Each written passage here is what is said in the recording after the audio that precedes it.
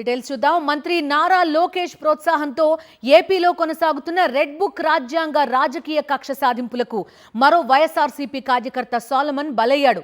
పల్నాడు జిల్లా పిన్నెల్లి గ్రామానికి చెందిన సోలమన్తో పాటు వందలాది కుటుంబాలు గ్రామాన్ని వదిలేసి ఎక్కడెక్కడో జీవిస్తున్నాయంటే రాష్ట్రంలో ఎలాంటి దుర్మార్గ పరిస్థితులున్నాయో తెలుస్తోంది.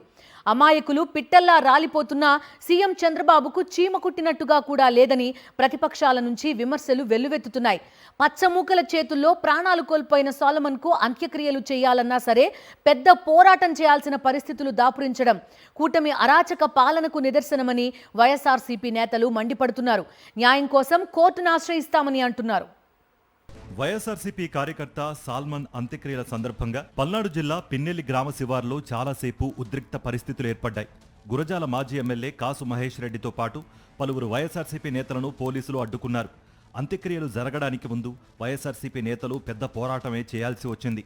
పోలీసులకు కాసు మహేష్ రెడ్డికి మధ్య తీవ్ర వాగ్వాదం జరిగింది. సాల్మన్ అంత్యక్రియలకు వెళుతున్న వైఎస్ఆర్సీపీ నేతలు కాసు మహేష్ రెడ్డి సహా పార్టీ నేతలను అడ్డగించారు. బ్యారికేడ్లతో వైఎస్ఆర్సీపీ నేతలను పోలీసులు అడ్డుకున్నారు. అంత్యక్రియలకు వెళితే పోలీసులకు వచ్చిన నష్టం ఏంటి అంటూ పోలీసుల దౌర్జన్యం నశించాలంటూ కార్యకర్తలు ఆందోళనకు దిగారు. రోడ్డుపై బైఠాయించారు. అంత్యక్రియలు కూడా చేసుకోనివ్వరా అంటూ బంధువులు ఆగ్రహం వ్యక్తం చేశారు. చివరి చూపు కూడా చూసుకోనివ్వడం లేదంటూ ఆవేదన వ్యక్తం చేశారు. ఏపీలో రెడ్ బుక్ రాజ్యాంగం నడుస్తోందని మాజీ ఎమ్మెల్యే కాసు మహేష్ రెడ్డి మండిపడ్డారు. గురజాల నియోజకవర్గంలో కూటమి పాలనలో 7 రాజకీయ హత్యలు జరిగాయని, పిన్నెల్లిలో 300 కుటుంబాలు ఊరు వదిలి వెళ్లిపోయాయని ఆయన అన్నారు. అమాయకుడైన వైఎస్ఆర్సీపీ కార్యకర్త సాల్మన్పై దాడి చేసి చంపేశారు. తిరిగి బాధితుడిపైనే పోలీసులు కేసు పెట్టారు. ఇదేమి ప్రభుత్వం అని కాసు మహేష్ రెడ్డి ప్రశ్నించారు. ఈ దుర్మార్గ పాలనపై ఘటనపై హైకోర్టుకు వెళతామన్నారు. వైఎస్ జగన్ ప్రభుత్వం వచ్చాక విచారణ చేయిస్తామని, బాధితుల కుటుంబానికి వైఎస్ఆర్సీపీ అండగా ఉంటుంది అని కాసు మహేష్ రెడ్డి స్పష్టం చేశారు. పోలీసులను ప్రశ్నించాం, అడిగాం, ధర్నా చేశాం. చివరికి దాదాపు ఒక 30-40 కార్లు ఎలా చేస్తున్నారు. సరే, మాకు కావాల్సింది చనిపోయిన సాలమన్కి ఘనంగా నివాళులు అర్పించాలి. 2 రోజులైంది, ఇంచుమించు నిన్న పొద్దున్న చనిపోయాడు. నేను ఇప్పుడు రాజకీయం తెలుసుకోవాలా. నా సోదరుడికి నివాళులు అర్పించాలి, తర్వాతే రాజకీయం మాట్లాడతాను. ముందు నా సోదరుడు సాలమన్కి మేమందరం పోయి ఇంకా మళ్ళీ చూసుకునేది ఉండదు కదా. కనీసం అతనికి అందరం కలిసి తలా గుప్పడి మట్టేసి, సోదరా ఏం చేస్తాం, టైం బాగాలేదు, తప్పకుండా నీ కుటుంబాన్ని జగన్మోహన్ రెడ్డి గారు పార్టీ ఆదుకుంటుంది, కుటుంబాన్ని ఆదుకుంటాను. ఇమీడియట్ గా కాస్త ఎక్స్గ్రేషియా కూడా ప్రకటించారు. ఒక వారం 10 రోజులు అది కూడా చేస్తాం. అంతేకాదు, రేపు అవసరమైతే ప్రభుత్వం వచ్చినాక సిబిసిఐడి ఎంక్వైరీ కూడా ఉంటుంది. దీని మీద ఎవరెవరు అధికారులు ఉన్నారు, ఎవరెవరు నాయకులు ఉన్నారు, ఎమ్మెల్యే ఎరపతినేని శ్రీనివాసరావు హస్తం ఎంత ఉంది, అన్నిటి మీద ఎంక్వైరీ జరుగుతుంది. పిన్నెల్లి గ్రామానికి చెందిన సాల్మన్ మొదటి నుంచి వైఎస్ఆర్సీపీలో క్రియాశీలకంగా ఉంటున్నాడు. దీంతో రగిలిపోయిన టీడీపీ నేతలు కూటమి ప్రభుత్వం అధికారంలోకి రాగానే ఊరు వదిలి వెళ్లిపోవాలని సాల్మన్కు హెచ్చరికలు జారీ చేశారు. దాంతో ప్రాణభయంతో కుటుంబంతో సహా సాల్మన్ బ్రాహ్మణపల్లికి మకా మార్చారు. అయితే వైఎస్ఆర్సీపీ నేతలు ధైర్యం చెబుతూ ఉండడంతో 2 నెలల క్రిందట సాల్మన్ కుటుంబం తిరిగి పిన్నెల్లికి వచ్చే ప్రయత్నం చేసింది. ఈ క్రమంలో కొందరు స్థానికుల సాయంతో టీడీపీ నేతలు వాళ్లను అడ్డుకున్నారు. పంచాయతీ తర్వాత చివరకు సాల్మన్ను మినహాయించి కుటుంబ సభ్యులను మాత్రమే ఊర్లో ఉండేందుకు అనుమతినిచ్చారు. ఈ క్రమంలో సాల్మన్ భార్య ఈ మధ్య అస్వస్థతకు గురైంది. దీంతో ఈ నెల 10వ తేదీన పిన్నెల్లి వెళ్లి ఆమెను చూడ్డానికి సాల్మన్ ప్రయత్నించాడు.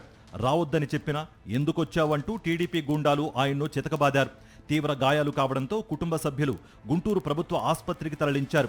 చికిత్స పొందుతున్న టైంలోనే కోమాలోకి వెళ్లిన సాల్మన్ చివరకు 4 రోజుల తర్వాత గురువారం ఉదయం కన్నుమూశారు. సాల్మన్ కుటుంబ సభ్యులను వైఎస్ఆర్సీపీ అధ్యక్షుడు మాజీ ముఖ్యమంత్రి వైఎస్ జగన్ ఫోన్లో పరామర్శించారు. జరిగిన దారుణాన్ని వైఎస్ జగన్ కు సాల్మన్ కుటుంబ సభ్యులు వివరించారు. వైఎస్ జగన్ మాట్లాడుతూ రాష్ట్రంలో శాంతి భద్రతలు పూర్తిగా క్షీణించాయని, రక్షణ కల్పించాల్సిన పోలీసులు అధికార పార్టీ నాయకులతో కుమ్మక్కయ్యారని, సాల్మన్ ఘటనలో బాధ్యులను ఖచ్చితంగా చట్టం ముందు నిలబెడతామన్నారు. వైఎస్ఆర్సీపీ క్యాడర్ ఎవరూ ఆందోళన చెందవద్దని, పార్టీ నుంచి అన్ని విధాలుగా అండగా నిలుస్తామని వైఎస్ జగన్ సాల్మన్ కుటుంబానికి భరోసా కల్పించారు.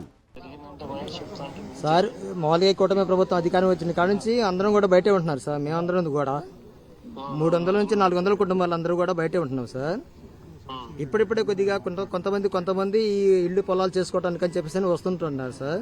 ఇంటి ముందుకు వచ్చినటువంటి వ్యక్తిని, అన్నయ్యని మోటమరి పేతురు కాంతారావు అనే వ్యక్తులు రాడుతో దారుణంగా తల మీద కొట్టాడు సార్.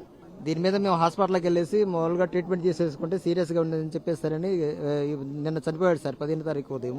బానిస బతుకులాగా వస్తుంది సార్. ఆ ఊళ్ళో కూడా నియంత్రితంగా ఉంది వ్యవహారం అంతా. ఈ పరిస్థితి అయితే మారాలని చెప్పేసి మేము అందరం కోరుకుంటున్నాం సార్.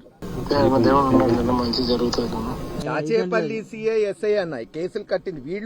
వీళ్ళు కోమాలో ఉంటే వీళ్ళ మీద 324 కట్టారన్న. అవతల వాళ్ళ మీద కట్టాల్సింది.